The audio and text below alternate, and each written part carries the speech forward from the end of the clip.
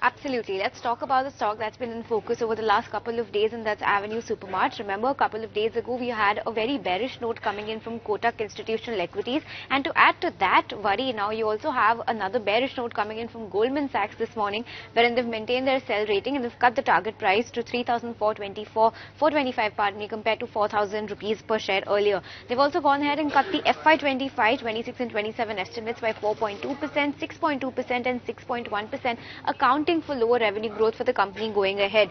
They say that DMart is increasing price discounts to maintain their competitive advantage, and they've increased their discounts to roughly 25% of the MRP in the month of December itself. DMart does not have any competitive advantage when it comes to fresh food categories in urban areas, is what Goldman Sachs is pointing out.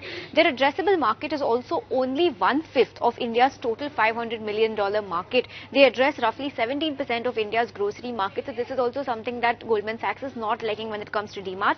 They also say that quick commerce is rapidly expanding in the top 10 countries, wherein DMart's growth headroom lies outside of these 10 countries. So this is a bear case coming in for DMart. Just to quickly brush up what Kotak Institutional said in the note that came a few days ago, they've retained their sell rating, also cut the target price to 3,450 from 3,650 earlier.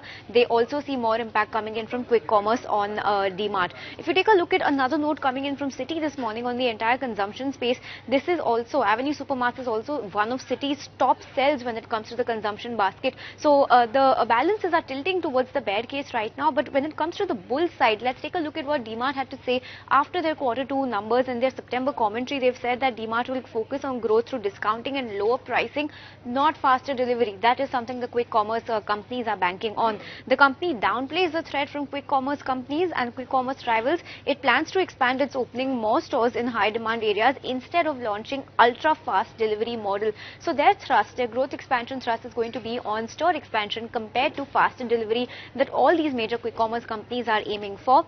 Lastly, management is anticipating only a 1 to 2% impact from quick commerce in the city of Mumbai. That's what the management of DMart has said. So that's the bull versus bear case coming in on DMart. But as of now, based on brokerage notes, the scales are tipping more towards the bear side.